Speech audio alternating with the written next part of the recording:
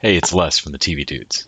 This week, I spoke with Geovanni Gopradi, who currently plays Broderick on The Haves and the Have-Nots, Tyler Perry's drama on the OWN network. You might also recognize Geovanni from his role in Paul Blart Mall Cop 2.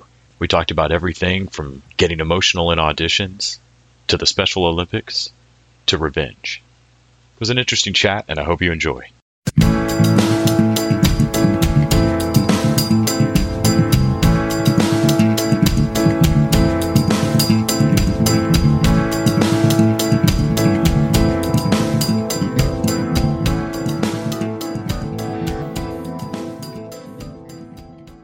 Hey, how's it going? Going great. Thanks so much for taking the time to do the interview today. Oh, thank you for having me. So you're currently playing Broderick on OWN Network's Have and Have-Nots, which is Tyler Perry's show. Is that? Could you talk a little bit about your role and what it's been like being on the show? Yeah. So as you mentioned, it is by Tyler Perry. He writes and directs all his shows, and he has not gotten seen yet. I don't know how. And the show it's been on about for 5 seasons now, and it's a great show. It's got a great fan base. It's a great following. I started out in this season 5 on the first episode, and my character Broderick, he is chasing the American dream in some questionable methods, and which this season just ended. It's coming back up in May, and coming up in May, the fans will see a side of Broderick and they will see Broderick storyline develop in doing things in a way that they've been waiting for many years, and so this season is going to happen.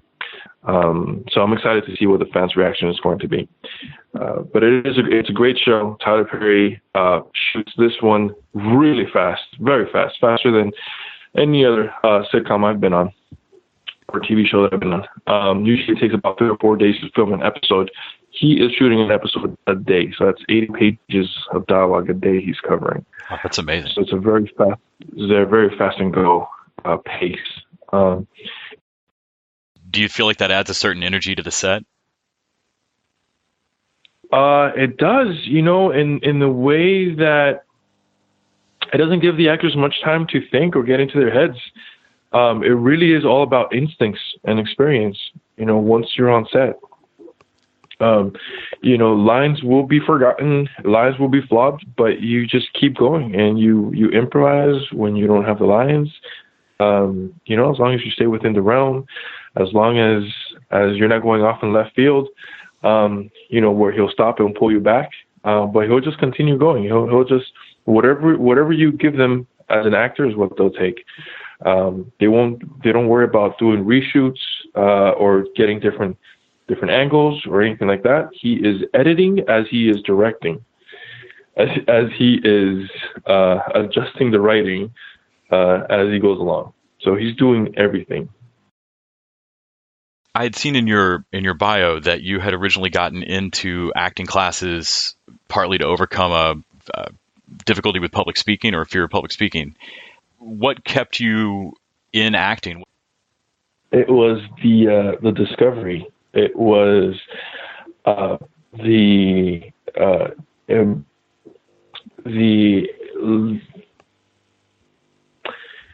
discovery of being able to feel and to live other lives, and what that was like, and what that felt like, and what that would be like. What would it be like if I had this life and I was this person with this history, with these emotions, with these feelings, and then entering into this type of relationship and having these emotions and these feelings on top of what I have already grew up with, and what experiences and stuff in life, which is basically what we all go through. We all go through experiences growing up, and those shape us in ways and forms, and we have these underlying emotions that we grow up with, and then on top of that, we'll put happiness, we'll put joy, we'll put sadness, They all get layered. And so it was that discovery and that adrenaline and that really got me more intrigued into what this was, what acting was, what is this? It's psychology. It's a study of sociology.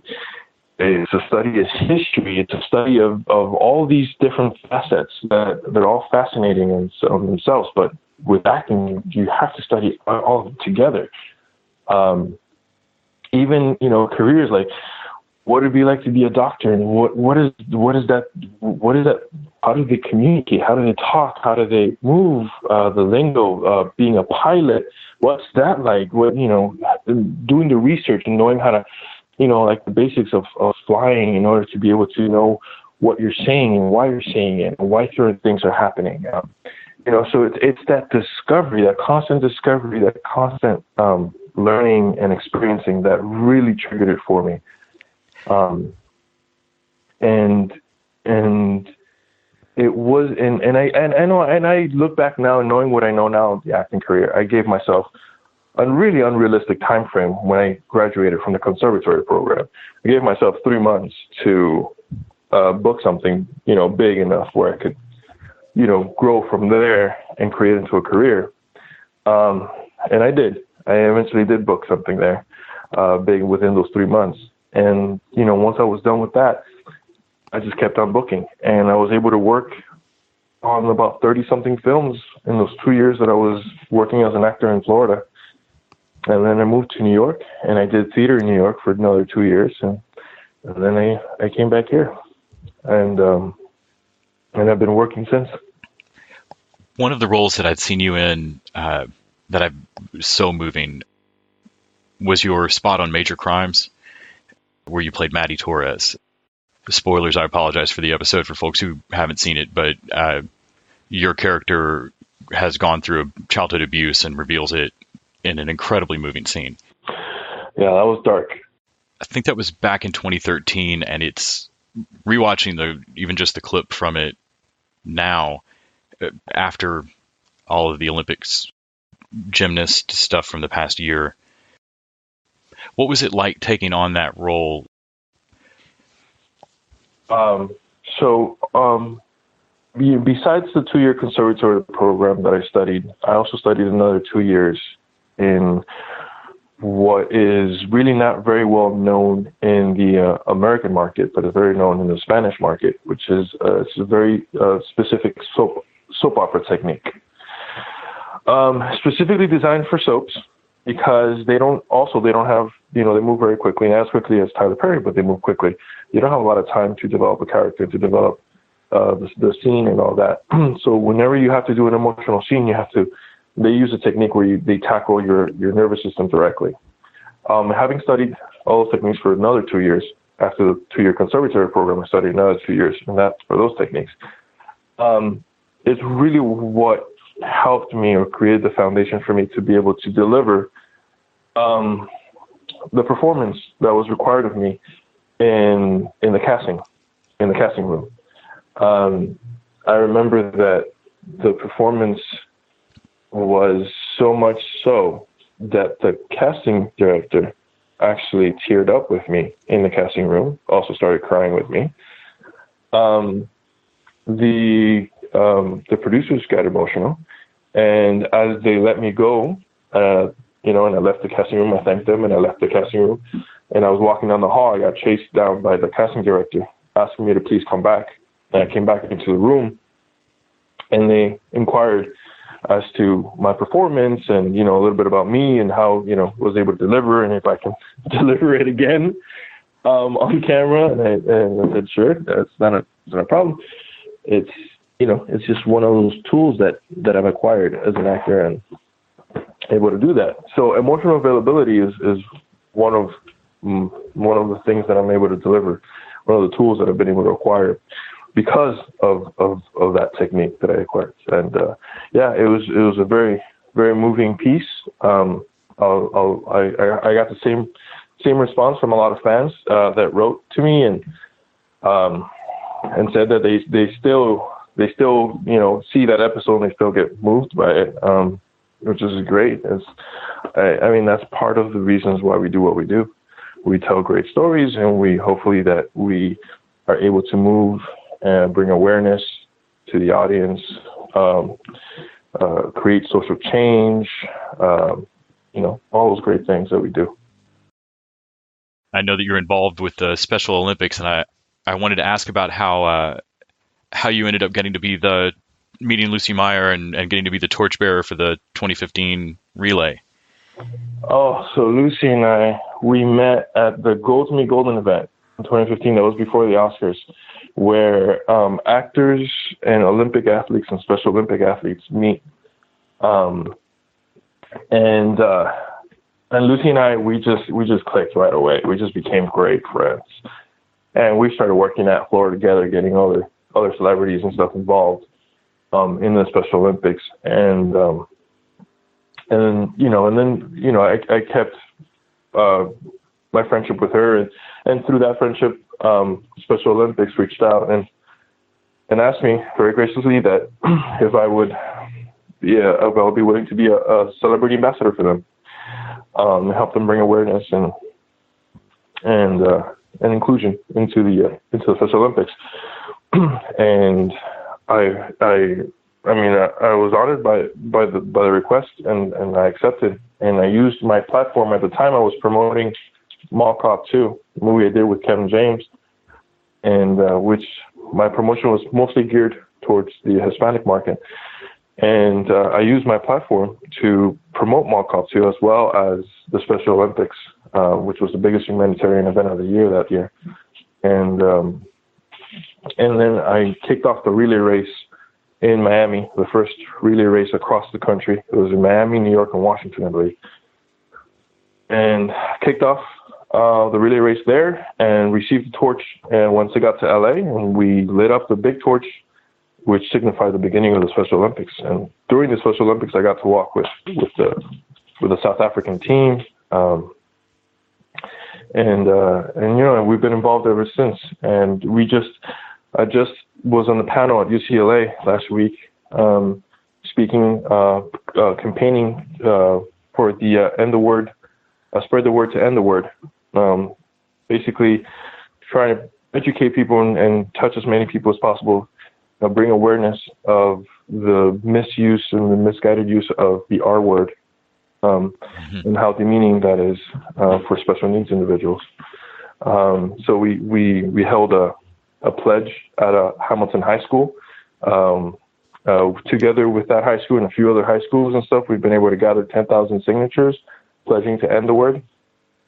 And together with a panel at UCLA, and we continue this, and we do this every year in order to refresh people's minds and keep it fresh in their minds, and also to be able to reach out to new people and expand this knowledge, this awareness. I know that you've directed a couple of short films. I wanted to ask you, are there particular stories that you want to tell, or what got you into directing? So I fell in love with directing after helping friends, coaching them, well, not coaching them, but helping them do self-tapes for castings. And I saw from behind the camera, I started noticing that I had the capacity, because of my experience and a lot of the tools that I've acquired throughout the years, that I had the capacity to get my friends, my actor friends, to perform or do certain, or reach certain emotional places, or create certain worlds and characters based on the tools that I had. And one of them had a short film that he wanted to make, and because of this, he thought that I would do a great job as a director for the film. And so I accepted, and I took on the film, I took on the role. And once he saw how great everything was going, he himself wanted to be in the film. He wanted to play the lead role. So I got to direct him in this role, and then and then other projects just started to come, and that gave me enough practice to want to now to start venturing into my own short films, my own stories. My stories have a bit of a common theme. They all deal with revenge in some way. That's highly influenced because of the films that I grew up watching. Since I was a kid, since I was 3, I was fascinated with Bruce Lee, which is what led me into studying martial arts at age 3. And a lot of the films from Bruce Lee, Jean-Claude Van Damme, any of the action martial arts, Steven Seagal, all these action films that I grew up watching, they'll have a common theme, which is revenge. It's the underdog getting, slapped or doing something, and then he comes back and retaliates. So I find that my common theme is revenge, and that's also because it's love and revenge are very big motivators in life. I feel they will make a person, stand up from a coma. They will get a person to want to walk again from a wheelchair. They're very, very strong motivators, and so I use a lot of revenge in my films. I have to ask. I tried to look up info on Foreign Exchange Love, show that you had done a few years ago. Are you playing 2 roles in that? Yes, I played twin brothers in that. Okay, I couldn't find an episode to watch, but based on all the production, I was like, "That's him twice. I know it." Mm-hmm. I play Italian brothers, twin brothers. However, they're completely opposite from each other. One is very highly educated, very much into books, socially awkward around women, and the other one is more of a sports car, fast life, Casanova type. So they're 2 very opposite brothers, but they are twin brothers. And I made them as distinct as possible, where you could tell that they're brothers or twins, but they're very different people. My appearance, everything changes. And that was a bit of a challenge to shoot, especially when you had the 2 brothers in the same room or in the same situation, having to go from one to the other, especially since also my facial hair also changes. Not only my hair, my facial hair changes. So it was quite a bit of a challenge, but it wasn't the first time I played twin brothers. This is my second time I played twin brothers. My first time I played twin brothers was in a short film that I did called Sheep and Wolf's Clothing. Sheep and Wolf's Clothing. And there I also played twin brothers. I played a head of a mafia who has a twin brother who has a mental disability and is homeless. And when he gets tipped off at getting that there's a hit on him, he sends out to get his twin brother out of the streets, bring him in, makes him feel welcome, makes him feel at home, dresses him as the same way that he dresses, and sends him out to the street as if it's him to get killed. And so he does. And so that was the first time I actually played a twin brother.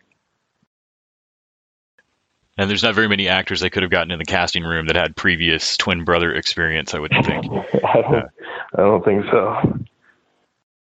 Do you have any upcoming roles besides the Have and Have Nots that you're excited about? Right now, Right now I'm continuing my campaign on the Special Olympics, and yeah, we have other things in prospects. I'm getting ready to direct another short very soon, in the next few weeks. It's going to be a much more artistic piece. But anything else to keep updated, my social media, and which you can find me through Gopradi. All my social media you can find me through Gopradi, or my IMDb. Also, we'll have a lot of projects listed. Thank you so much for taking out the time to talk to me today. I really hope to see you in more stuff and wish you the best success. Thank you so much, brother. Appreciate it. Have a great rest of your day. You too.